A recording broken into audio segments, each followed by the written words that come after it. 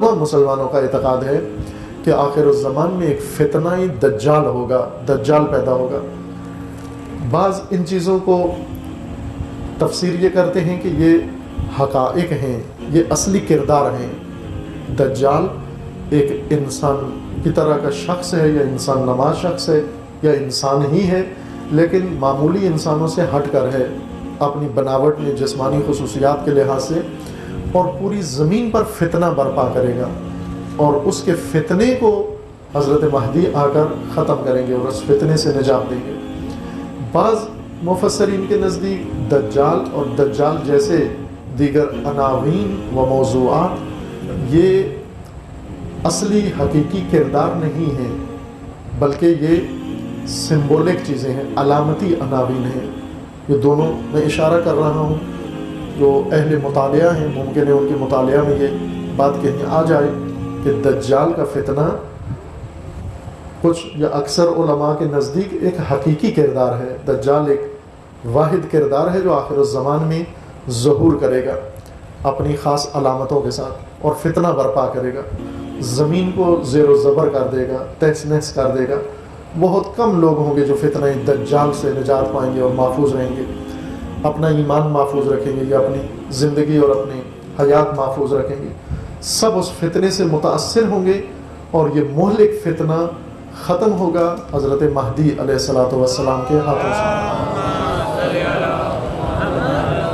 بعض مفسرین احادیث کے مطابق یہ علامتی عناوین ہیں، ظہور کے وقت جو علامتیں ذکر کی گئی ہیں یہ علامتی عناوین ہیں، سمبولک عناوین ہیں۔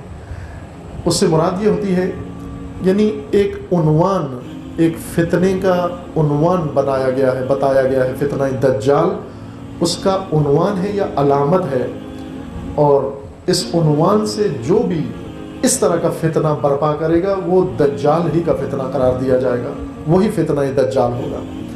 اب ممکن ہے یہ فتنہ کوئی ملک شروع کر دے، ممکن ہے ٹرمپ شروع کر دے، ممکن ہے محمد بن سلمان شروع کر دے، ممکن ہے کوئی اور شروع کر دے، جو بھی کرے گا یہ فتنہ اصل مہم فتنہ ہے۔ یعنی ان علماء کے بقول جو ان عناوین کو سمبولک یا علامتی عناوین قرار دیتے ہیں، ان کا نظریہ یہ ہے کہ اصل چیز فتنہ ہے، فتنے کی نشاندہی کی گئی ہے، نہ اس شخص کی جو فتنہ گر ہے۔ دجال فتنہ گر ہے اور فتنہ کھڑا کرے گا، تو لوگوں کو جو متوجہ کیا گیا ہے وہ دجال کی طرف نہیں متوجہ کیا گیا، فتنے کی طرف متوجہ کیا گیا ہے۔ دجال نہیں ہے مخرب، فتنہ دجال مخرب ہے، تخریب اس فتنہ نے برپا کرنی۔ جیسے دجال کی خصوصیات ذکر کی گئی ہیں، ایک آنکھ والا ہوگا، اتنا ہیکل اس کا قوی ہوگا، خلقت اس کی ایسے ہوگی، ڈرونا ہوگا، فلاں ہوگا، طاقتور ہوگا۔ یہ علامتیں ہیں، ان کے بقول یہ سمبولک علامتیں ہیں۔ اصل بتانا یہ مقصود تھا کہ فتنہ ظاہر ہوگا آخر الزمان میں، اور اس فتنے کی خصوصیات یہ ہیں کہ اندھا فتنہ ہوگا، تاریک و ظلمانی فتنہ ہوگا، اور تہس نہس کر دے گا، زیر و زبر کر دے گا وہ فتنہ زمین کو۔ اب وہ فتنہ کون کرے گا؟ ممکن ہے ایک پوری قوم مل کر یہ فتنہ کرے، ممکن ہے افواج مل کر یہ فتنہ کریں، ممکن ہے کسی ملک کا سربراہ یہ فتنہ کرے، ممکن ہے کسی ملک کی حکومت یہ فتنہ کرے۔ جو بھی یہ فتنہ کرے، برپا کرے، وہی دجال ہوگا، اسی کا ٹائٹل دجال ہے، اسی کو کہیں گے یہ فتنہ ہی دجال ہے۔